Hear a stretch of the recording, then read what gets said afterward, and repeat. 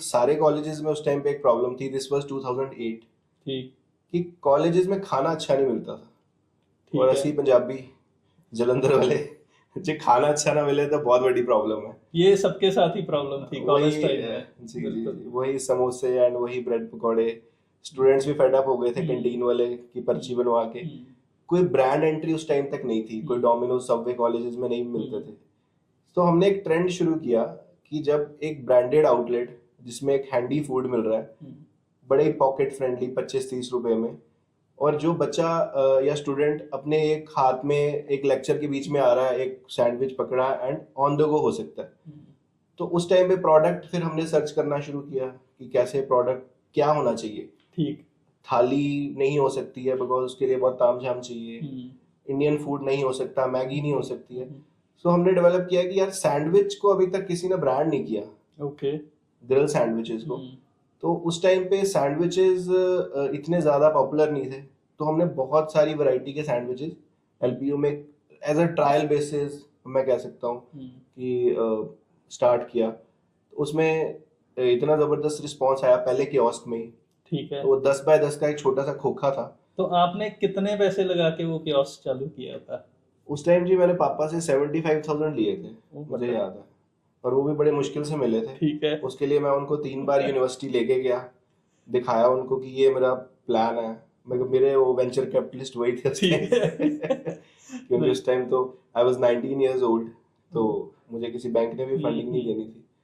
तो वो एक स्टार्ट, मुझे लगता है स्टार्ट बड़ी ज़रूरी होती है। अगर मैं उस टाइम एब्सोल्युटली, सोचता कि एब्सोल्युटली। मैं कोई फ्रेंचाइज ले लूं या मैं कुछ सोचता कि मैं कोई बड़ी इन्वेस्टमेंट करूं, उस टाइम पे शायद नहीं हो पाता। बिल्कुल। बट कहीं ना कहीं वो छोटी सी इन्वेस्टमेंट से मुझे समझ आ गया कि बिजनेस का होता क्या है, बिल्कुल। और प्रॉफिट वो एंड आपका लॉस क्या होता है। आपका लर्निंग ग्राउंड बन गया हाँ, बेसिकली। वो हमारा एक वो वाला मॉडल बन गया जिससे हमने सीखा बहुत कुछ है। एंड लवली यूनिवर्सिटी में फिर हमें बड़ा अच्छा रिस्पांस मिला। 10-10 20-20 फुट की लाइनें लगने लग गई उस कियोस्क के बाहर।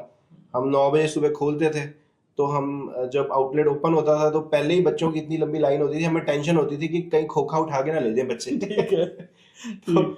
उससे थोड़ा कॉन्फिडेंस आना शुरू हो गया कि भाई अच्छा कर रहे हैं काम, सही है, एंड इसको हम आगे लेके जा सकते हैं। So then the founders of Lovely University, I remember, वो खुद आए, उन्होंने देखा कि यार टेस्ट बड़ा अच्छा है आपका। So they are also into food business, lovely okay. Sweets. बड़ा हाइजीनिकली आप कॉलेज के अंदर एक सेटअप लेके बैठे हो जो कि ट्रेडिशनल कैंटीन वाला नहीं दे रहा। तो हमारा इस इंडस्ट्री से कोई लेना देना था नहीं, बिल्कुल। ना ही कोई मेरे फादर का कुछ इससे कंसर्न था फास्ट फूड इंडस्ट्री या फूड एंड बेवरेज इंडस्ट्री से। सो उसके बाद फिर थोड़ा कॉन्फिडेंस आया कि हर कॉलेज में ये प्रॉब्लम है, तो ये प्रॉब्लम सॉल्व कर रहे हैं तभी बच्चे हमारे पास आ रहे हैं बाकी आउटलेट्स को छोड़ के। बिल्कुल। तो फिर एक एलपीयू में हमने सेकंड आउटलेट ओपन किया। एलपीयू में ही। हाँ, बिकॉज कैंपस 600 एकड़ का है। वंडरफुल। तो एक जगह से दूसरी जगह जाने के लिए आज तो कन्वेंस चाहिए उनके कैंपस के अंदर। So then we entered into GNDU Amritsar. Very nice. ये उस टाइम पे आप पढ़ रहे थे? हाँ, पढ़ाई चल रही थी, अभी मेरी ग्रेजुएशन कंप्लीट नहीं हुई थी, तो मैं एग्ज़ाम देने जाता था। और मैंने आपको बताया जैसे एपीजे कॉलेज था मेरा और जीएनडीयू के अंडर ही था। So I did my BCom from APJ. तो एक प्रॉब्लम समझ आ गई कि कॉलेजेस में अच्छा खाना नहीं है, उसको सॉल्व करने पे लग गए हम उस टाइम पे। फिर बहुत सारे ब्रांड उतर आए, डोमिनोज आ गया, सबवे आ गया, बहुत सारे ब्रांड्स एंटर करके बिल्कुल। उन्होंने भी आइडेंटिफाई कर लिया कि एक्चुअली जिस यूनिवर्सिटी में 5,000 से ऊपर का स्ट्रेंथ है वहां पे हम एक फूड आउटलेट सेटअप कर सकते हैं। बिल्कुल। फन बाइट्स का भी यही क्राइटेरिया है, 5,000 से बिलो स्ट्रेंथ के नीचे हम कॉलेज नहीं टच करते। Okay. And day scholar college नहीं उठाते, हम हॉस्टलियर वाला कॉलेज ही चूज करते थे उस बिल्कुल। टाइम पे। सो 2011 में हमें इतना कॉन्फिडेंस आ गया था कि हमने मार्केट में पहला आउटलेट खोल दिया था। एंड उसके बाद फिर एक्सपैंड करना स्टार्ट किया। बट जो हर्डल्स आए हमें इस पूरी जर्नी में, वो स्टार्टिंग में तो बहुत सारे थे कि जब पहला आउटलेट खोलना था तो क्रिटिसिज्म किया। अंकित, एक क्वेश्चन है मेरा यहाँ हाँ पे। जी। मतलब हमने, आप पढ़ते पढ़ते आपने मतलब 3 आउटलेट ओपन कर लिए, आप कितना कमा रहे थे उस टाइम पे? ये अच्छा क्वेश्चन है। तो उस टाइम पे like I was earning more than 1 lakh per month from one outlet? From one outlet. Oh wonderful. ये तो मेरे को लग रहा है कि आपका जो सबसे मतलब सीनियर प्रोफेसर होगा उसकी सैलरी से भी ज्यादा हो गया होगा। सो मतलब थोड़ा शुरू से कह सकते हैं कि एक बिजनेस माइंड है, तो फूड बिजनेस में प्रॉफिट अच्छा है। हम्म, आज भी अगर हम फ्रेंचाइज देते हैं तो हम क्लेम करते हैं कि 60% ग्रॉस प्रॉफिट है फूड में। ओ, एंड हमारा जो प्राइमरी cuisine है दैट इज सैंडविच, बर्गर्स। हम्म, तो इस प्रोडक्ट में मतलब आप मान के चलिए कि अगर कोई मेरे से फ्रेंचाइज लेता है तो अगर कोई 100 रुपये का MRP है तो उसकी 40 रुपीज़ की कॉस्टिंग आ रही है।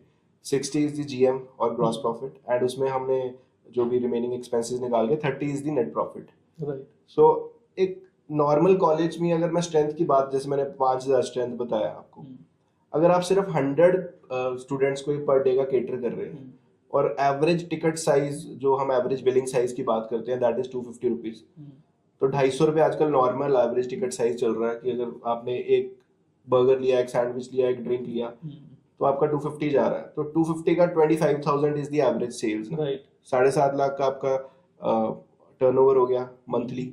सो आप एवरेज निकाल लीजिए इसका 30%, आराम से आप 2-2.5 लाख रुपया कमा लेते हैं। कमा लेते हैं, बिल्कुल। और यूनिवर्सिटीज या कोई कैप्टिव एरियाज जैसे मेट्रो स्टेशन, बस स्टैंड्स, रेलवे स्टेशन जहाँ पे आपका हैवी फुटफॉल एरियाज है, हम्म, इवन मैं मॉल्स की भी बात करूंगा, वो बात अलग है, मॉल्स वाले रेंट बहुत चार्ज करते हैं। हम्म, ये जो एरियाज हैं इसको मैं कैप्टिव में डिफाइन करता हूँ, और एक जनरल ठीक। मार्केट होगी जो रेगुलर मार्केट्स है।